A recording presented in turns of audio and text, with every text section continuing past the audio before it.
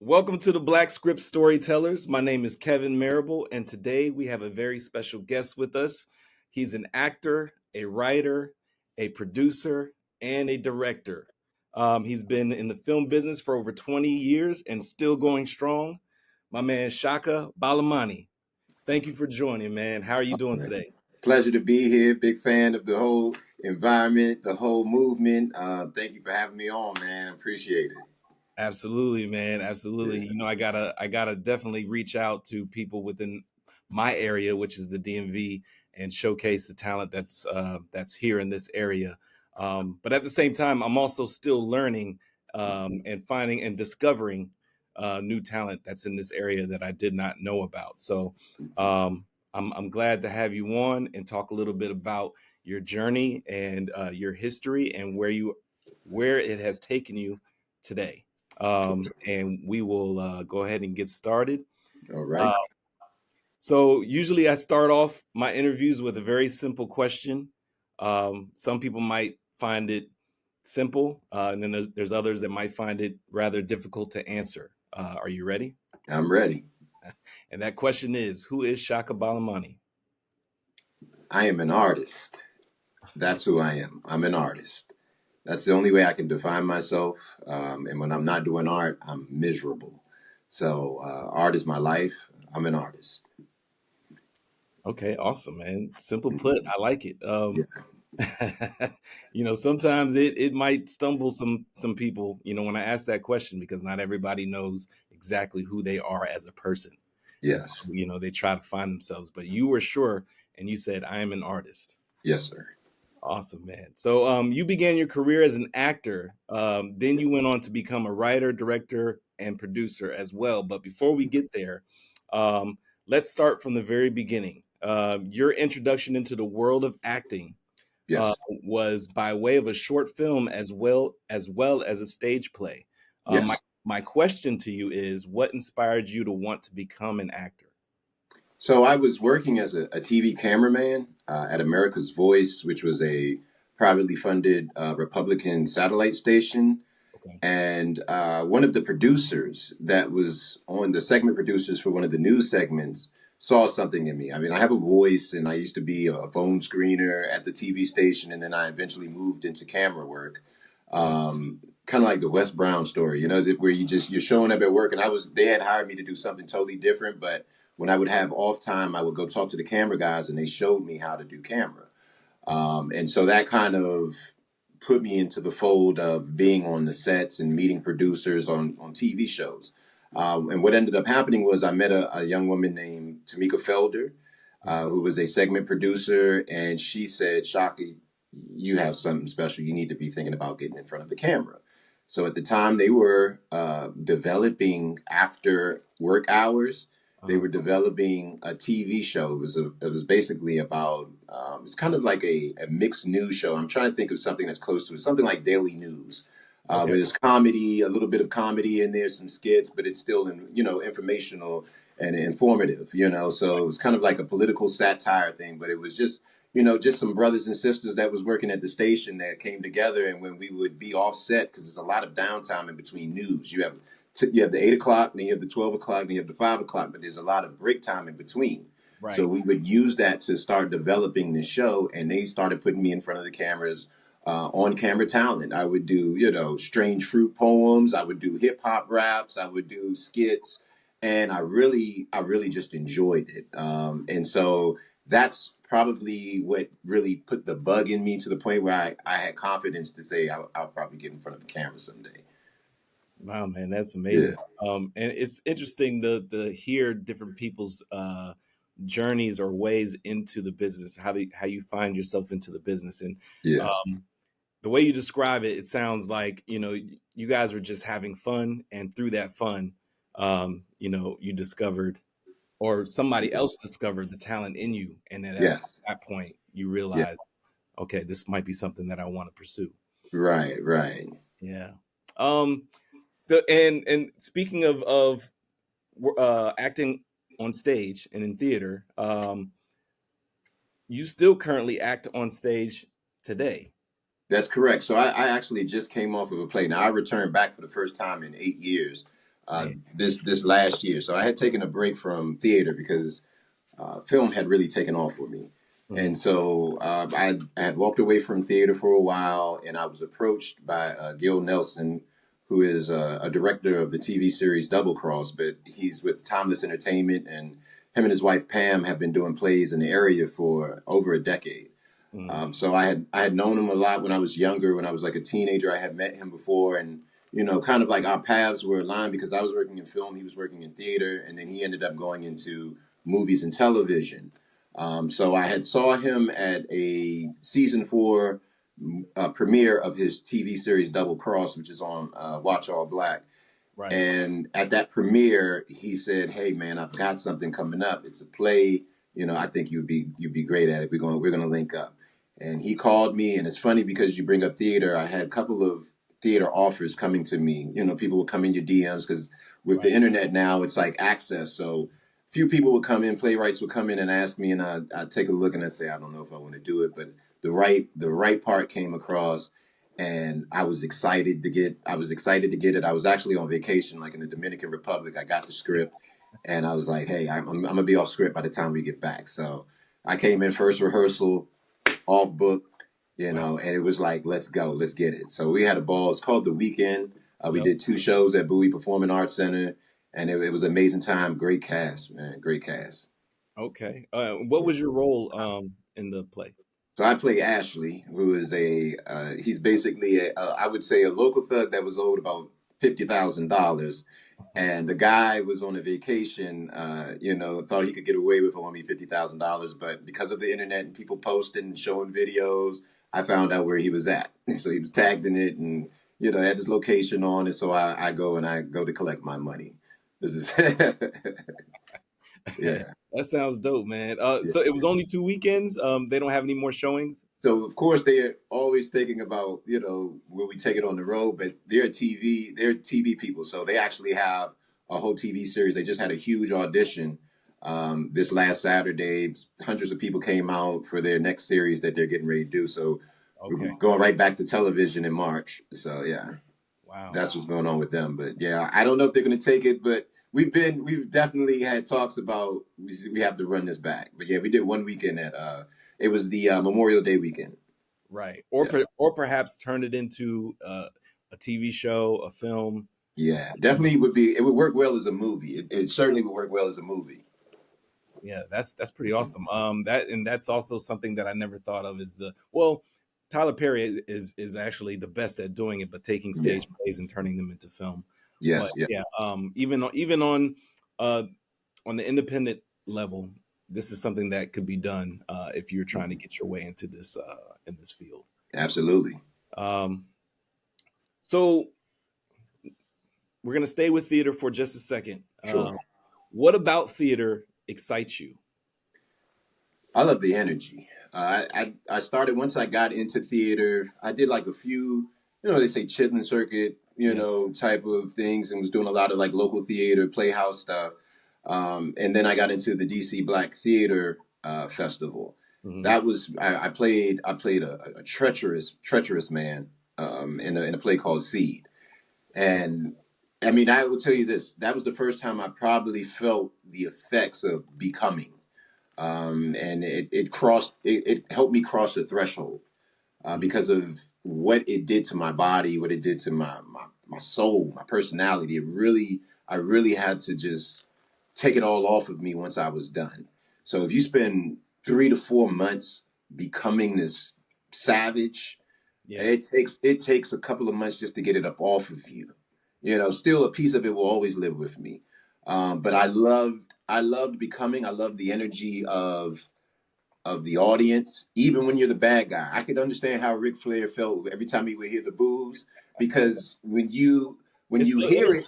the It's energy, right? yeah, You're it's doing it still right. energy. You've met him, Right. So hearing the and the disgust, it's like I got him now, So I love the energy. Yeah. I love the natural ability to be able to move, because a lot of stuff that you learn in acting classes, something, if a paper drops, you have to look at the paper. I don't care if it's not in the script. If it drops, you have to be natural. So that part of it, just moving on the fly, I Mhm. love that energy. You mentioned, it took you a while to get that off of you.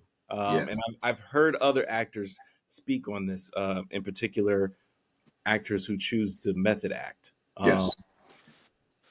But I never quite, I'm not an actor, so I never quite understood what that means I know you're taking on a role, you're playing a character, but Yes. how how deep in that character do you have to be to actually feel these emotions to where they stick around, and it Mhm. takes that long of a time and a process to eliminate that energy?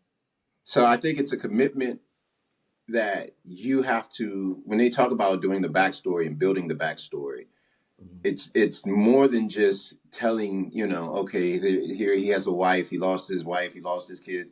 I played a homeless man, okay, and I played a homeless man in a film. So Mhm. what I did is I jumped on the green line down at Southern Avenue Station in DC, and I rode it all the way up to Wisconsin Avenue, rode the metro all the way up in character, all the way in wardrobe. Wow. I saw people that I went to high school with, elementary school, middle school. They didn't recognize me. I was in makeup, mismatched shoes, everything. I was just a homeless person on the train. Mm. What that did to me to see how people treated homeless people, it will never separate itself from me. Just the level of disrespect for a human being. Mhm. And I mean, like I said, some of my friends' wives, like I told my friends, like, I saw your wife on the train. I wrote it right at rush hour, right? Like and I rode up and down the train. I didn't have to be on set until 11 o'clock. So I just absorbed all of that energy. So it's really about becoming. I mean, that's honestly what it is. I think that all great actors, they have an innate ability to become. And Right. so it's an acceptance, and you have to be able to bring that into you and say, I'm going to make this a piece of me. And then you start to think like that person. So if you've now created the scenario, when you say going in deep, that's Mhm. what I mean by saying, like, I'm going to be committed to this. You hear people talk about they slept outside when they needed to play homeless people, or they go through certain events. If you want to be a boxer, you're really going to go in and you're going to train and you're going to take those punches, Right. because you can't, I would never cast a woman to have a baby if she's never, she's never been pregnant, never had a baby. I won't allow it. That's just not me. I don't feel like you can fake something like that. Just like you can't fake being shot. You Yeah. can act like you can be shot, but you cannot unless you've been there, and that pulsating feeling of, you're about to lose your life, it's slipping away, that fear. I Right. don't feel like you can translate that. There's no way to find that unless you've experienced it. Mm. So I think it's about experiencing and putting yourself in these places. Yeah. Well put, man. Yeah. And thank you for explaining that a little further, because a lot of times when you watch clips of other actors and they go into explaining it, Mhm. it's maybe like a few sentences and that's it. Yeah. But yeah, that's an amazing experience to speak on, Mhm. especially you getting into character and actually seeing how others react to you in character, Yes. and Hmm. and being able to take that in and experience that, and then Yeah. also to portray it. Yeah. But it also shows the good side. I will say one thing about that movie Handout Hmm. is there was a scene where basically a guy drops his wallet and I have to pick it up and give it to him. And when he sees me holding his wallet, he reacts as if I pickpocketed him. And so a lot of people that weren't privy to knowing that a movie was being shot would stop their cars and jump out the cars and run to my defense because he pushes me down on the ground in the movie. And so a lot of people didn't even know. Shout out to Brian Adams, somebody that I actually knew saw it happen, and he stopped the car and got out the car and he realized, oh my God, that's shocking, right? But that it does show the good. I felt some Right. of the good in society, being in these spaces as characters. Yeah, Yeah, man. Yeah, just to be able to experience that firsthand, man, it's got to yeah, be crazy. Wow. yeah, yeah. Okay. So you, as far as things that you've acted in, films that you've acted in, you were in Million to One, Yes, Once Upon a Time in the District, yes, sir. Feathers, Yes. A Naughty Christmas Story, Hmm. and that's just to name a few films. And you were also the lead on Sessions, and you're also in the hit series Hush. Am I correct? Yes, that is correct. Season 2, Yes. episode 6. Yes. Um, what was it like? And I know these are all various different projects. Sure. What was it like being cast on those projects? Is there a particular story that you could probably speak on, something that sticks out to you? Well, I would say that Million to One is probably of the ones that you name is closest to my heart because we shot that here in my home for 5 days. I've worked with Harold Jackson for over a decade, so he's a good friend of mine and another talented writer and director. Absolutely. So that opportunity for us to do that, I knew that that one was going to be special. So for it to be nominated for Best Feature down at Martha's Vineyard and for us to get into ABFF and the reception that it's received, I mean, it's an outstanding film and it was a heartfelt family film. And I felt like that was something that was needed. He wrote it very smart. It's kind of like a romantic drama, a romantic dramedy. You know what I mean? Right. So I like the ones that aren't so predictable and kind of just give a little change to the rhythm of what you're normally being fed. As far as what's getting allowed to come through. I mean, with Tubi, a lot of things are changing because of the independent platform. You're starting to see more films that are just not outside of the typical format. A lot of it is very cookie cut. Yeah. Million to One was just a different type of vibe. And like I said, as on that film, I was also a producer, and so that one I just really I think I hold close to my heart. Okay. But there's a lot of difference. I mean, I like for some reason I somehow always end up playing some sort of a comedic role because even my character in that kind of has the comedic one-liners and things like that. Yeah. I think that directors recognize that in me that I have that ability to kind of take it there, and it's just being a natural person. So it's not like a punchline, but just the way that I'll deliver something or find it. They allow me certain freedoms, and yes, I enjoyed that role. Hmm. Um, yeah, it was the last role with my locks. Rest in peace to my locks. I cut my locks after Yeah. that. Saw that, man, because I was going through social media and I was like, wait a minute, I thought he had dreads. Yeah, it was like I came back. It was a funny story because I came back from vacation Uh, and we were like jumping right into film, and my stylist got sick. So it's like now I had to put that on somebody else in the department, and I was like, I'm never doing this again. And like I showed up, like as soon as it was wrapped, I just cut my hair. wow, Yeah. wow. Does it feel freeing that you no longer have the locks or you miss them? Yeah, yeah. I mean, it's a. I don't know. I miss them sometimes, but I'm good with it now.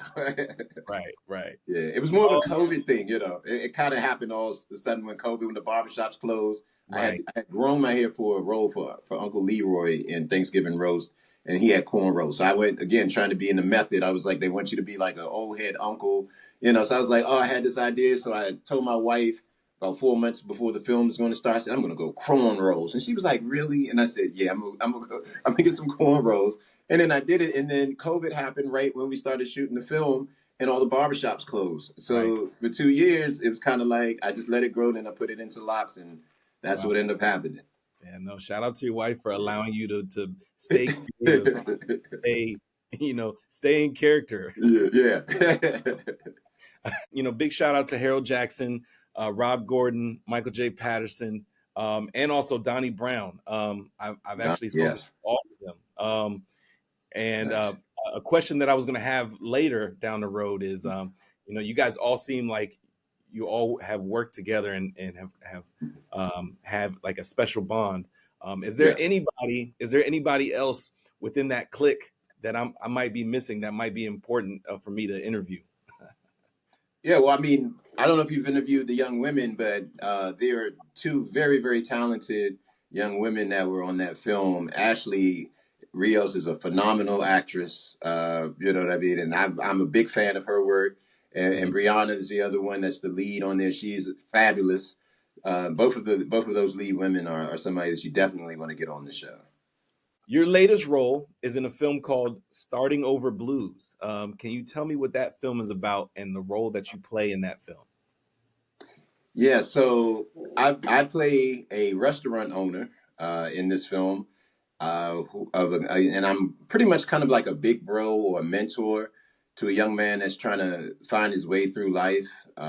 He's in between being a faithful husband and not being a faithful husband. And I'm trying to be the big brother that's encouraging him to settle down. And I really take a liking to him. He works at my restaurant. And so I kind of try to big bro him through this movie. But at the same time, I'm also a little bit skeptical about him pushing up on my wife. Now, being a restaurant owner, I have one of those high maintenance wives who has, you know, the body done and all of that going on. You know, I'm riding around in the Bentley and she's living the, you know, the high life. But, Right. you know, I had to keep one eye on my little youngin there, you know, that's hanging with me. But it's a really good drama. I'm looking forward to it. I haven't seen the first cut. There's actually going to be a premiere. It's Right. February 4th. And So I'm looking forward to it. that's at the AFI, right? AFI. So yeah, tickets are on sale. If you all go to my and if you go to my IG page, it's in my bio. You can definitely get tickets. Tickets are still available. It's going to be a beautiful night. Yeah, that's awesome, man. Yeah, I wanted to start with your acting because I feel like that's just one aspect of what it is that you do. Yeah. Now I wanted to talk a little bit about your directing Yes, and sir. some projects that you've been a part of for directing. Yes, sir. You directed a film called A Christmas Bonus, or you're Yes. directing a film called Yes. A Christmas Bonus. You're Yeah. currently directing it right now, Yes. and that stars Michael J. Patterson, That's and his, to my knowledge, his mother is in that as well. Am I? yes. Debbie Franklin is in there as well. Fabulous Debbie Franklin. We just wrapped her on Sunday. So Yes. we just did a soft wrap for Debbie on Sunday. She's phenomenal. I love Miss Debbie. Don't get me to crying on camera, but she's really raised the bar. Veteran actress in the area, phenomenal director as well. But yeah, so it's beautiful. It's also starring Kenosha Soden, as well as my daughter plays the lead, Legend Balamani. So she's turned 15. Happy birthday, Legend. Yeah. Happy Um, birthday. Happy birthday. yeah, yeah. So it's a phenomenal cast. Also, Brad Eaton. Shout out to Brad Eaton who plays Earl. But it's a beautiful family story, Mhm. bringing awareness to cervical cancer.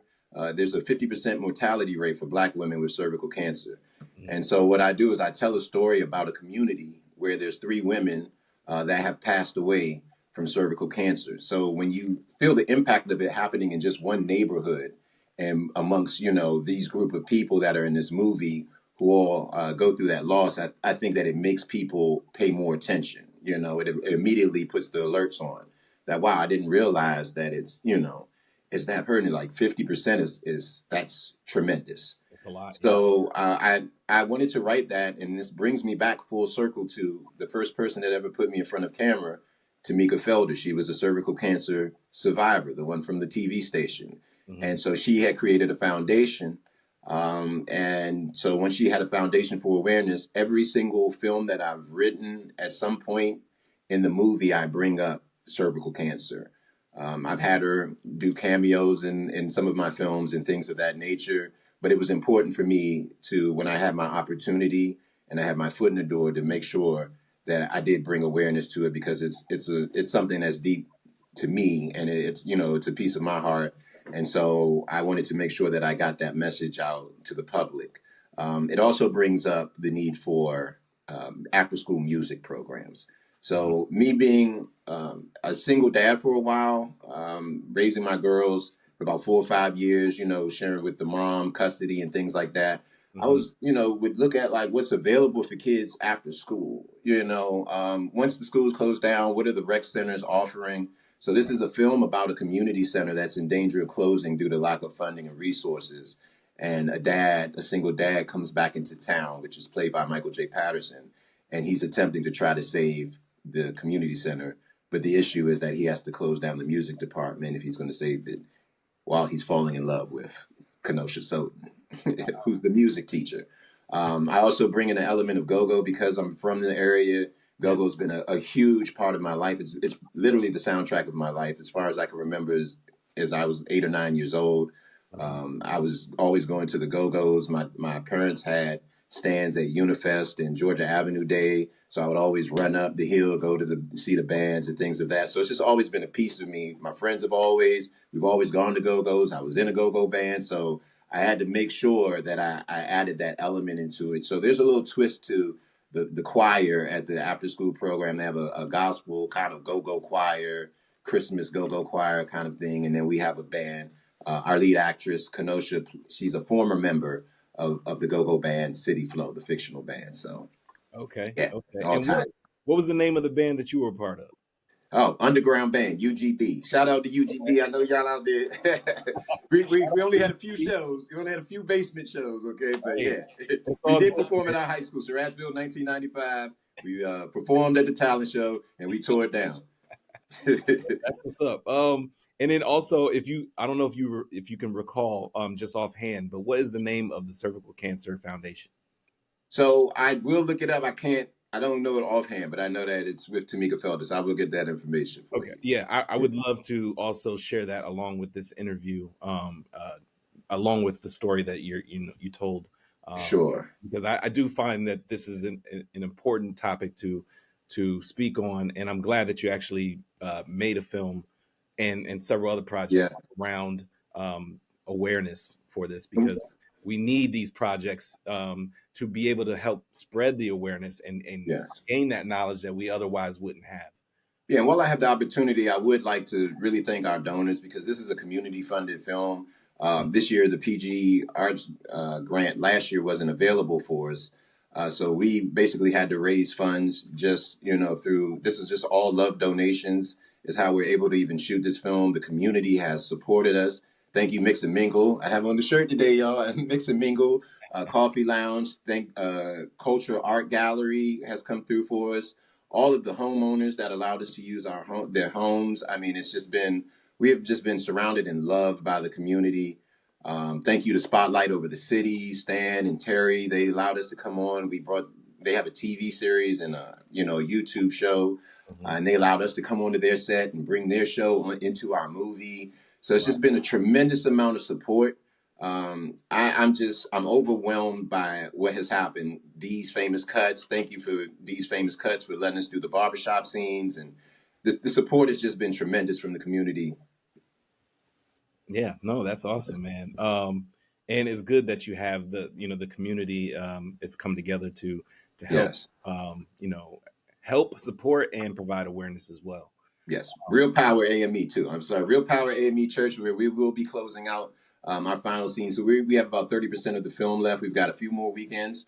okay. So thank you to Real Power AME as well. They're allowing us to use their church for our film as well. Wow, yeah, that's awesome, man. How long how long have you planned out the process for the filming? I know you're not quite done yet, but Sure. how many days, weeks? hmm So, I'll tell you the process as far as how I started. I wrote the film Christmas 2022. Okay. We started rehearsing at the beginning of 23. So, after I kind of got my core cast together, when we started early rehearsing, coming to my house, Wow. grinding it out, just working through it. Really, I'm an actor, Mhm. so as an actor, I know what rehearsal does, in person rehearsal, being Yes. comfortable. And what we were blessed with was the locations that we were having. They were allowing us to come and rehearse in the locations, even people's homes. They would let us come in. The ones that were letting us use the house, we can come on over, get 6 or 7 hours. And so what ended up happening is when the cameras went up, people felt familiar. They felt Yeah. familiar with each other. You're already They felt comfortable. familiar with the environment. Hmm. So that comes across. It looks like I've been here before versus, you're in there and you're trying to get it together. Hmm. So I think that was a blessing, but it's been a process where I wrote it in 2022. We started shooting in 23. We started shooting in December, and then Right. it will be coming out, this year, this holiday season. Okay. Yeah, that Yeah. was going to be my next question, is that, was it going to drop later this year? Yeah, we'll probably do a festival run over the summer because we're going to be wrapping up in February. So by February we'll be wrapped, and we'll do some festival run work. Harold works fast. Yes. You've interviewed Harold. He doesn't Yes. play any games. He's already on that next one. He's like, we're here, then we're here, then we're here, then we're here. So Yeah. yeah, He puts out projects like hotcakes, man. They're yeah, just yes sir. um as far as the festivals are concerned, Yeah. is one of the festivals going to be ABFF? I know you guys did Million to One with ABFF. Are you Sure. going? I'm not sure it's going to be a hard push because the deadlines are like the 28th of February. So I don't know how quickly we're going to be able to get out of the film being ready for submission for that. But there'll be several independent Black film festivals, and we're actually going to try to really push this one far. So we'll try everything. Oscar qualifying festivals. I think that it's one of those films that can go far. Yeah, absolutely, absolutely. Now, you've also worked on set for films such Sure. as The Agnostic. I'm not sure what your role was for The Agnostic. Can you speak on what your role was for that project? So I was a producer again on that one, because they used my home. So that my home was in that film as well. Oh, okay, My home has been in about 5 or 6 films. So that's it's in Starting Over Blues as well. Yeah. So I mean, I've been blessed. I've been blessed with the home, and we call this movie land, right? So we call this movie land, and I open it up to artists and filmmakers. So filmmakers and artists, come with your budgets, and we'll work with you, and we're all about supporting the arts, and so that's how I ended up really being attached to that. I have a small feature in there just as a the traveling preacher. And so I get introduced at the beginning of the movie. You'll see me do a little wave, but it's just a cameo. But yeah, I just helped on that side as providing location. okay. Okay. Yeah. And I think that's pretty dope that you opened up your house to other creatives. Yes, Um, sir. and I don't know of anybody else that has done that, at Hmm. least in the folks that I've talked to. So I Hmm. think that's pretty dope, and I commend you for that because there's a lot of young creatives, a lot of Black and brown creatives out Yes. out here that are trying to create projects and you know see that things get done, and we don't Sure. always have all of the resources that we want to Absolutely. to make it happen. So I Hmm. definitely commend you for providing a service to allow that those processes to happen for other people. Yeah, thank you. Um, yes, sir. So, what keeps you motivated as an actor, director, writer, producer? What keeps you motivated and committed to your craft? So this is what I'll say. Writing is my passion. I write, I mean, relentlessly. When I'm not filming, I'll probably write 30 to 40 pages. I wrote just this year, I wrote 24 episodes to a series called Canessa. Yeah. And I'm just one of those people that will just black out. To me, that's what really drives me.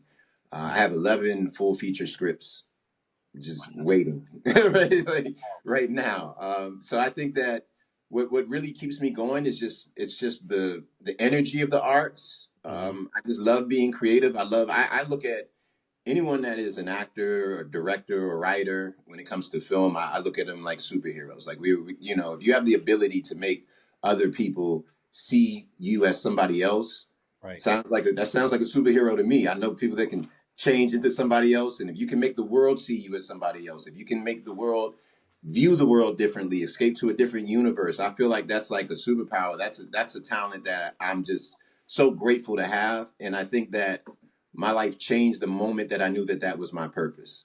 I've lived my life totally different the moment that I accepted that my purpose was to be an artist, to create. So my drive is I wake up in the morning. I mean, 2 o'clock, 3 o'clock a.m. If you look on my stories and on my wall, you'll see 2 a.m., 3 a.m. I'm just banging away at the keys, and it's just my passion. And Yeah. at the end of the day, I can't escape it. Yeah. Well, let me Yeah. ask you. Well, let me ask you this. Because you're multifaceted. You wear several hats. Yes. Who is your biggest influence in this realm? Who would you say is your biggest influence? Well, I'll tell you this. I met Spike Lee.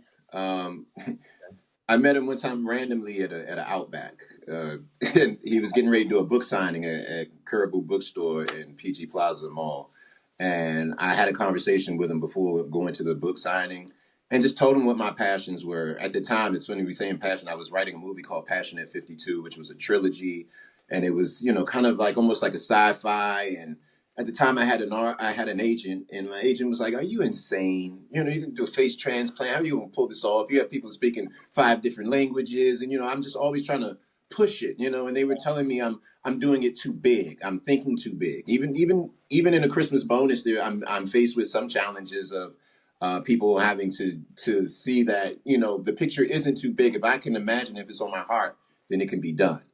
And I think that a lot of times I face with limitations that are put around me that I don't have on myself. And so I'm always trying to put myself in a position where I can create my own lane so that, the gatekeepers can't keep me from making a particular type of film or, a particular genre. So I that's what I think is like, the, the line for me. Besides the projects that I mentioned earlier, what other projects have you been a producer on? I know I saw on your IG that you were a line producer, and or you were doing a line producing session for about 7 hours. Mm-hmm. And can you speak to what that line producer session was about? So line producing, I mean, let me tell you something. I do not recommend. That's probably my least favorite part of anything dealing with film. I don't like producing. I can tell you that. So I mean, it's just basically the structures, learning the structure of how the whole show runs, and budgeting, and keeping in, just keeping in line with what needs to happen for the film to go from A to B to C to all the way to Z to this end. I can tell you right now, if you're not into budgeting and analysis and structure, which is kind of opposite for most creatives, they want Yeah. freedom, and they want to fly. And I don't like producing at all, but sometimes you have to do it Yeah, no, yourself. it's Yeah, an important piece yeah, of the project. It's how it's the glue to the project. Really, it's how yeah, you get you piece everything together and make sure that everything stays structured and organized. Uh, yeah, yeah. and you have to follow along with that. My other question, my follow up question to that was going to be, uh, if you were interested in becoming a film or TV producer, what would be your advice on how you should begin? But I don't know if you would want to give that type of advice. not, it's not a field that you particularly care for. That probably would be a good question for me. I don't want to discourage anybody, but yeah, I probably wouldn't want to answer that for you. I would say if you're interested in producing, definitely have a lot of time on your hands. That's what I would say. If you're interested in producing, you better have a lot of time on your hands. Okay. It's a Okay. demanding thing. Fair enough. I Yeah. just wanted to see if I could get some type of answer as it pertains to producing, because I know I've spoken to a lot of actors, a lot of directors, and I've asked them both as far as on the acting front, and of course also writers, but never really asked, how do you start in producing? Because Well, I went to school, so I mean, if you're interested in producing, Mhm. I would tell you to start on either the local access level. I mean, I went to DCTV, got all of my production certifications. You go there, you learn lighting, you learn producing. Shout out to Kaz, who is the wardrobe stylist on A Christmas Bonus. Just a backstory that when I was in production school at DCTV, I was watching the news and I saw a story about the first black designer to be in Saks Fifth Avenue, and it came on the news, and I was like, "Wow, that's dope." And then I said, "Oh, wow, he's here in Fort Washington, Maryland, and he had just opened up a boutique down at the harbor." And I said, "Well, if Channel 7 can get him, maybe I could get him too." And I went down there and walked into the store. Didn't know me from Adam, and he was like, "Sure, man, you could bring your public access television and interview me." And when I tell you, for like the class, like the graduating class, I had the best. I had the best. I had the best segment. Wow. I interviewed my friend Tamika Felder about cervical cancer, which brought awareness, and then I introduced everybody to this designer. So shout out, to Cass's little backstory. But I would recommend that you go take classes at your local public access station to get into producing. If you're thinking about producing or directing television shows or creating television series and things of that nature, that's the best place to start. Okay. And it's cost effective as well. So when you're thinking about funding, it's not the same. It's not the same expenses as going to film school. Oh, okay, it's not okay because No. I guess because you're doing it local. Yeah, doing it through the city. Yeah. Got it. Okay. Um, and I'm sure you've worked with just about everyone in the DMV that is a creative. And if not, is there someone that you would love to connect with on a project that's within this area? Oh, there's some really talented people that I'm looking forward to, connecting with. Wow. And that's funny because I've done 100 films in the DMV area, Yeah. 100 films. So God, I don't want to say because it's like it's their, because we're now in the internet age. It's their hashtag things. But Alvin um, Alvin Gray is somebody that I would like to work with. Derek Gray is another one that I would love to work with. Derek is very talented. I met him years ago when he was at Bowie State, but I haven't had an opportunity to work on film with him or any of his films. But he does dynamic work. So Derek Gray, Anthony Green is another one who I would love to work with. He's run the Real Independent Film Festival. He had a lot of my work, my early short films and stuff. Just he's been a tremendous leader of the independent movement in the DMV area. So Anthony Green is somebody that's on my radar for sure. Mhm. Okay. Yeah. Um, can you speak to the level of talent that we have in this area? I know I talk to people all around the country, and in some areas, they're kind of like hidden gems, and then there's other areas such as like Atlanta, or of course LA, where it's already a prominent place for actors, directors, Sure. filmmakers. Um, can you speak to the level of talent that we have here in the Yeah. DMV, and also kind of speak on the fact that we are a rising hub for talent. Yeah, and I think that right now we are in the renaissance of what's going on in DC. There's an independent DC film and television renaissance going on right now. You're starting to see these shows like Double Cross, Yes. Hush. These are produced by DMV, natives. There's just so much talent in the area. I have a trilogy film series, and you're talking about 30 locations and probably a cast, a lead and supporting cast of maybe 15 or 20, and I've already casted it in my head. I can sit down and go down the list from the leads all the way to background. I could pick 50 people I know that without hesitation would be dynamic. So there is a tremendous amount of talent in the DMV area, and I feel like it's part of just who we are. So there is a kind of there's a kind of bravado about us, being individuals, being okay with being different. Our music is different. Our sounds are different. We talk different. We have different slang from everybody else in the country. We're Right. very unique.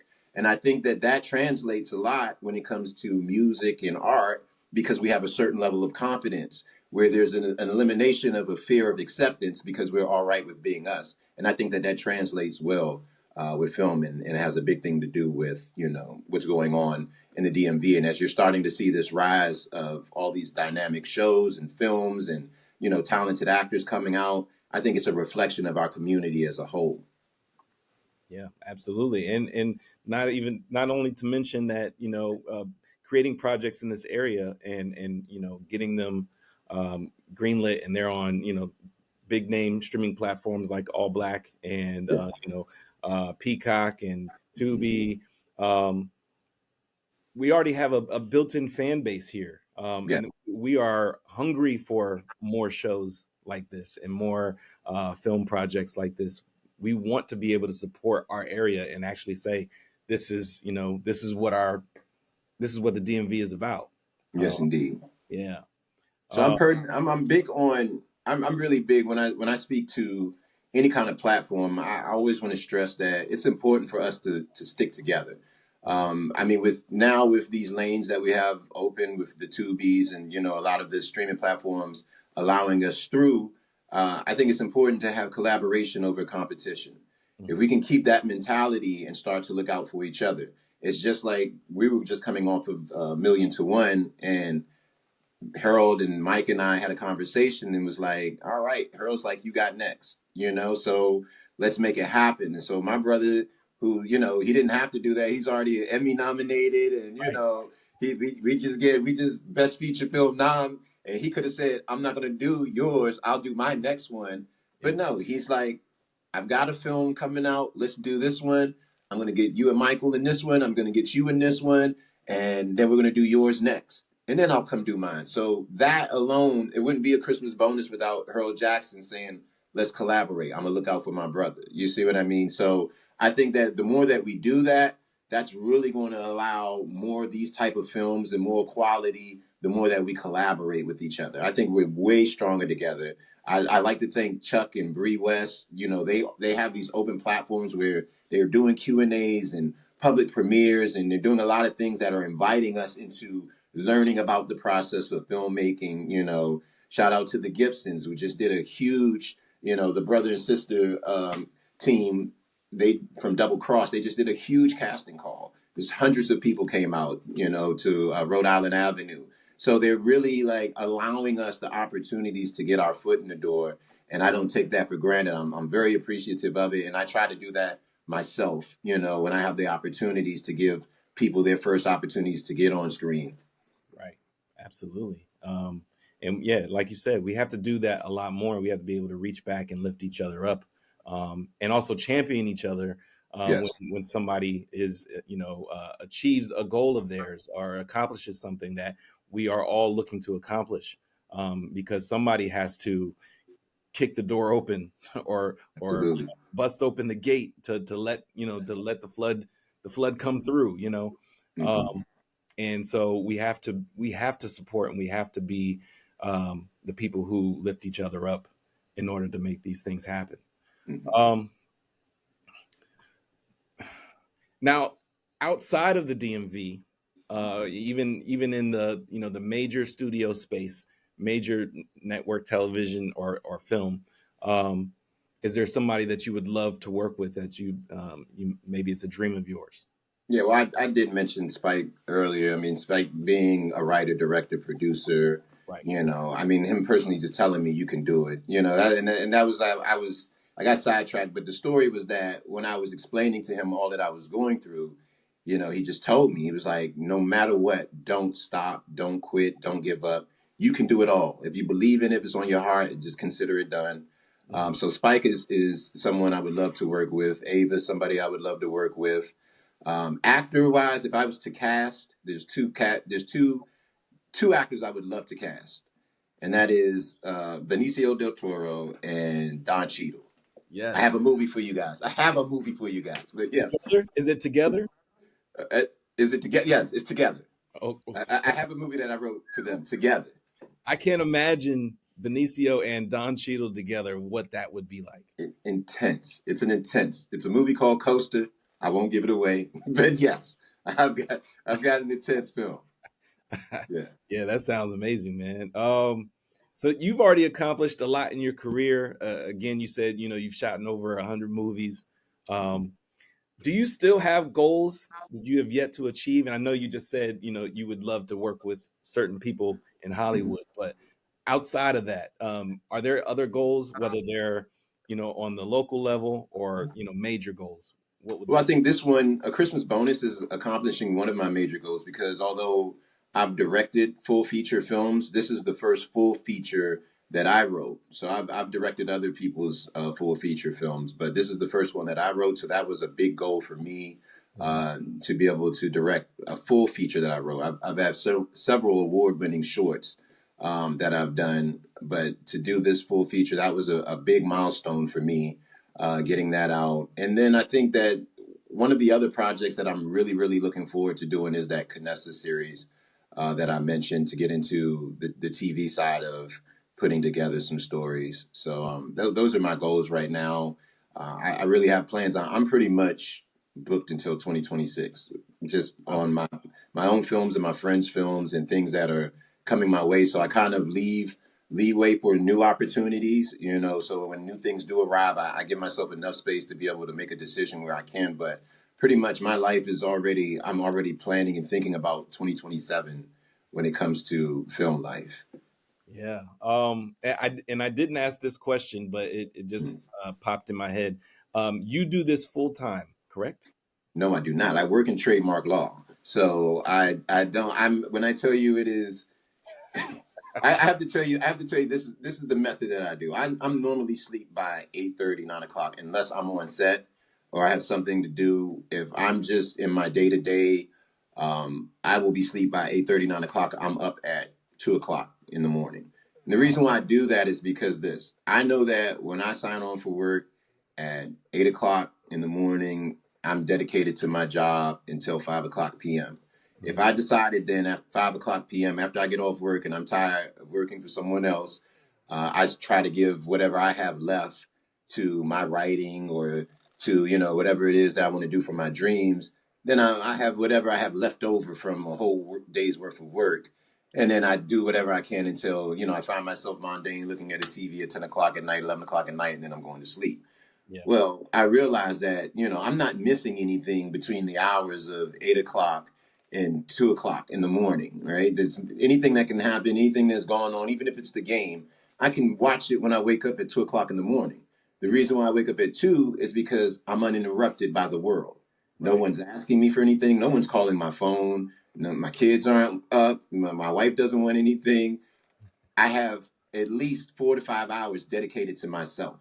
Yeah. So I chase my dreams while other people are dreaming. So that's the method that I have, and that's the way that I'm able to do it. So by the time I go to work, I've already given the best of what I have to my career, and then I'll go work and do what I need to do to pay the bills because my job is my producer. These movies don't pay for themselves.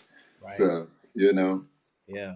yeah. Now, have you taken on this routine for quite a bit of time, or is this something new? Years, I mean, years. My daughter is 15. It's been 15 years of me up at 3, 4 o'clock in the morning getting to it. I'll go to the gym at 5. I'll get everything done. And I'm like, whoo, you Yeah. know, yeah. Now, it's interesting because I listen to other podcasts and other people who are successful, and they all have a certain a specific routine that they do, and a lot of times it's getting up at those hours when Yeah, everyone the world is asleep, and then focusing on what it is, what their goals and aspirations are first before they take on the world, as you said. Uh, absolutely. so that way they make sure that they find time to put themselves first Absolutely. and go from there. Yeah. I'm gonna have to adapt that, man. It's tough, but I'm gonna have to adapt. You get used to it faster than you think. I can tell you that much. Okay. Yeah.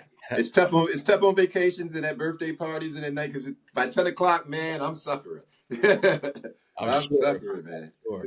Um, yeah, I really that's all that I had for you. I was going to ask you what's next, but I know you said you have the Kanesha series, um, and you have other projects that lead into 2025, Yeah. 2026 time Yes, frame. indeed. So I will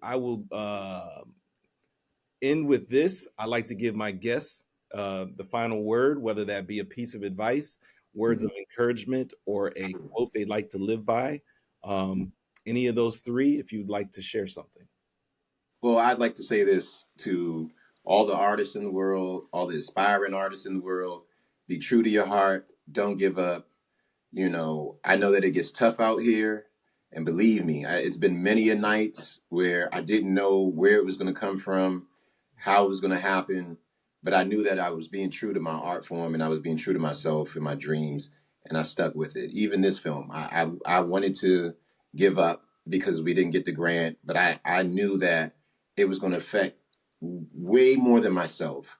Mhm. All these young people now that are in this film, there's probably going to be 30 kids that are going to get an opportunity to be on camera for the first time. Just follow your dreams, pursue your passion, and be true to yourself. And I'm telling you, it's nothing like being an artist in this world. Nothing. Okay, I love that. One last question. It Sure.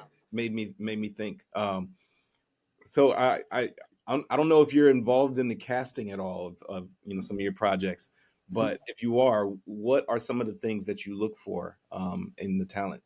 Sure. So like this film didn't have many auditions. I would say the leads are all handpicked, and I get that a lot from Harold. I learned that from Harold Jackson.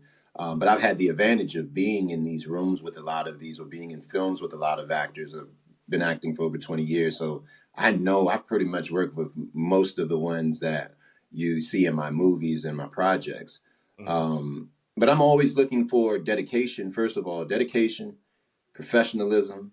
Mhm. Okay, that I mean, those are the two things. If you show that you're dedicated and you show that you're professional, that will at least get me to look at you. Right. And then also I look for people that are free, meaning that they're not confined or locked into having to be a certain way. They're open to exploring new places and new spaces. Mhm. And I also look for kind people.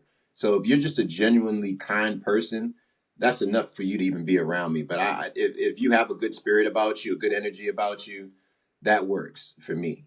But yeah, people that are dedicated and passionate about the arts, that's what I look for. All right. Well, guys, you heard it. If you are looking for a project and there's a casting, an open casting at some point, definitely, seek out Chaka and, try your hand at it. You never know where it might Yeah, land you. that's right. Well, Shaka, thank you so much for your Uh, time, your expertise, your knowledge. It was a very insightful interview. I hope that you enjoyed it as well. I And did. thank you so much. Um, yeah, Chaka Balamani, everybody. Thank you for having me, and I need to get some of that black gear. I need the gear for me, man. But as soon as it comes out, put me on the list. I got you, man. I got you.